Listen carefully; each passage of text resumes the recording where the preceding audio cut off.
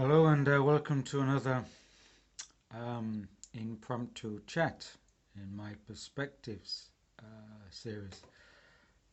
The other day, a few days ago, I was in a conversation with the quartet group, and they were asking, you know, what what would happen in World War III, or what could you bring, what could anyone bring to World War III to the table, or how to respond to World War III.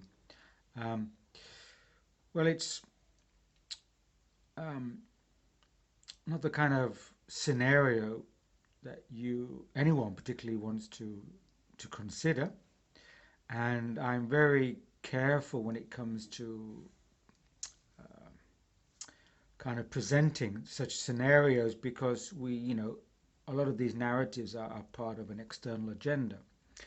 Um, so I kind of wanted to reframe it and say, well, there are going to be some major external events happening across the world, most likely geopolitical, but obviously associated with many knock on effects. And we know that there are certain crises in operation, whether it's energy or food.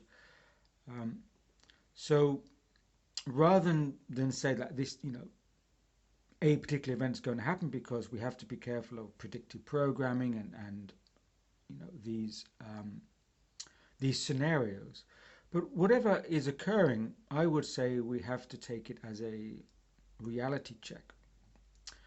And at every stage when we are faced with an event, especially, well, obviously an external event I'm speaking about, this really forces another reality check upon us. And we have to ask ourselves, you know, how do I consider reality, and how am I going to respond to any events in reality? And I think for me, this also makes a kind of distinction and a discernment between those things embedded in a physical reality set and those aspects and elements which belong to a metaphysical reality. And what I mean by that is that a purely physical framework and a physical perceiving of our reality will always be entrained to a certain vibration, a certain frequency. And that is the frequency of physicality, materiality, solidity, and also a frequency of um, less empowerment. That a person does not have agency to participate in the reality and to choose what reality they wish to align with. So that aspect of physicality, um, for me, will kind of entrap or attract a person to a, let's say, a denser, lower vibratory frequency. Because with that understanding that everything is physical, then that you are constraining the theatre of operations. The theatre of operation is purely physical, and therefore we are going to respond on a physical level. We have a certain containment of or freedom or mobility that constrains our capacity to respond to physical events because we are within the same physical arena. Um, and that's, for me, is a reality check. Because if we then, or if a person um, relates and corresponds to a metaphysical understanding and perception of reality, then we can see that these physical events are just certain manifested aspects that are the front stage. And the backstage, I think I've talked about before, the backstage, which is a metaphysical background, there's a much larger picture going on. and and also feel that that metaphysical backstage or foundation is of a different frequency, a different resonance. And if we can entrain or align with that metaphysical frequency, then we're not being pulled in to these lower, heavier frequencies of the physicality. Because in those denser frequencies, as I said, there's a less understanding of one's freedom, of one's ability to act and respond, because in a metaphysical understanding, then we see that these are just manifestations of an older order, which are, in a sense, a desperate way of holding on. And I've referred to this previously in my other works as the drowning person syndrome, in that when you see a person drowning out at sea, for example, your first response is perhaps to go in and save them. But the lifeguards generally say, unless you are trained, that's not the best option, because if you're not a trained swimmer or you're not a strong swimmer, then when you try to save someone, naturally they're panicking, they grab onto you, and they're most likely to pull you down with them. And so the drowning person analogy takes you down with them. Now, what if the drowning person is a deliberate decoy? A deliberate decoy to get you to swim out to them, to get you attached to them, so if they go down, you go down too. Now, with the physical events, we could say in a similar way, it's a decoy. It's a decoy in that they're in a moment, and a mode of desperation. And because their frequency reality is not going to have a longevity, it's not going to be able to go forward into the future in the way that they would like. And so they are wishing to attract more and more swimmers, weaker swimmers, into their realm, and to attach onto them. So when they start to drown, you go with them, metaphorically speaking. So, and a metaphysical understanding, you are naturally distanced from them because you are attuning with a different frequency. So you're not getting drawn in. You're in a much different kind of observer mode. And for me, I think that's a reality check. So, so whatever subject you put on the table or is put on the table, whether it's a geopolitical event, whether it's an event about supply chains or any kind of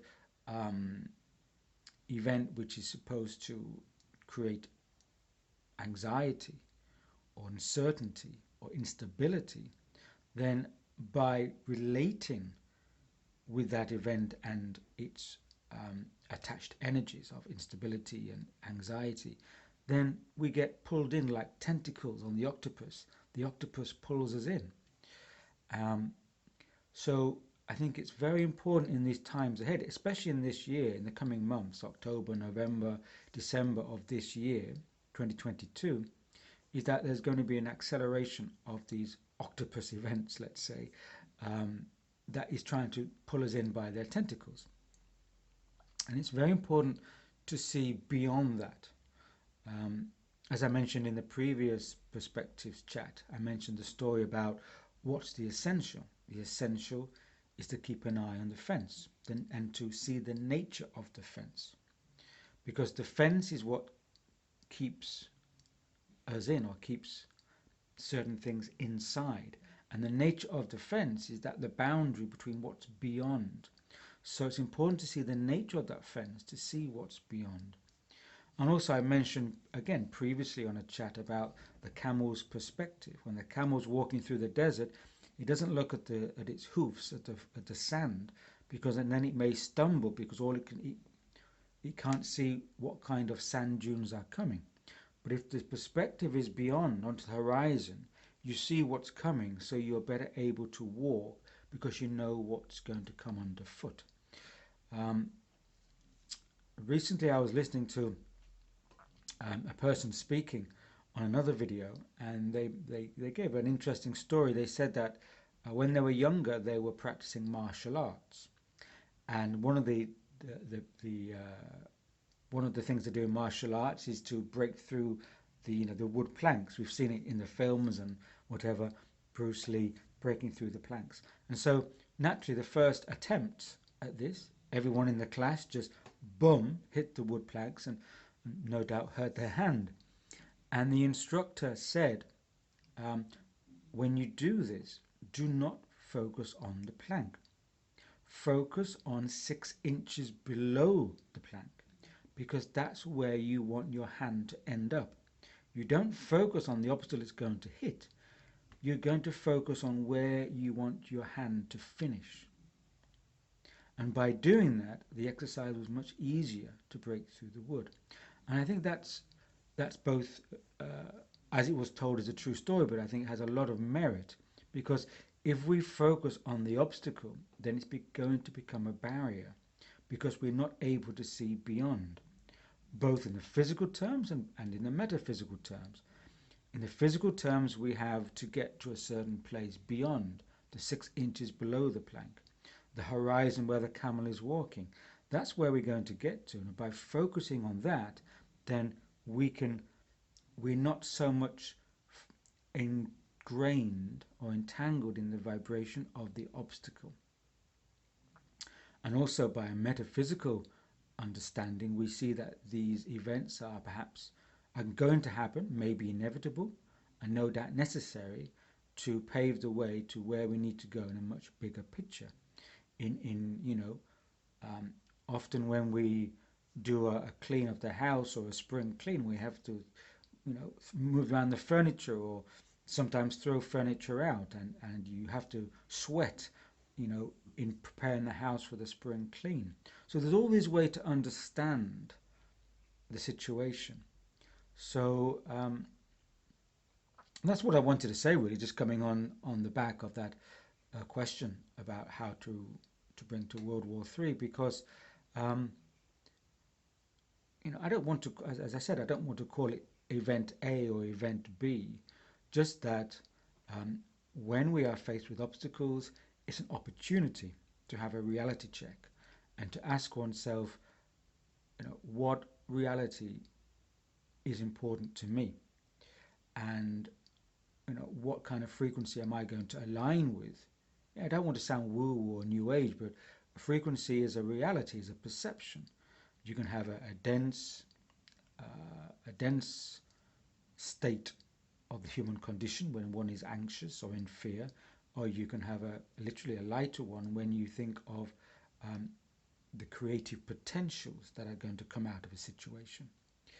And so I would say stay away from the tentacles of the octopus, which, just like all tentacles, they want to suck you on there and get you sucked into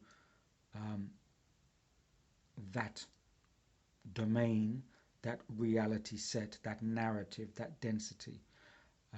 But we are hopefully going to move through to the horizon.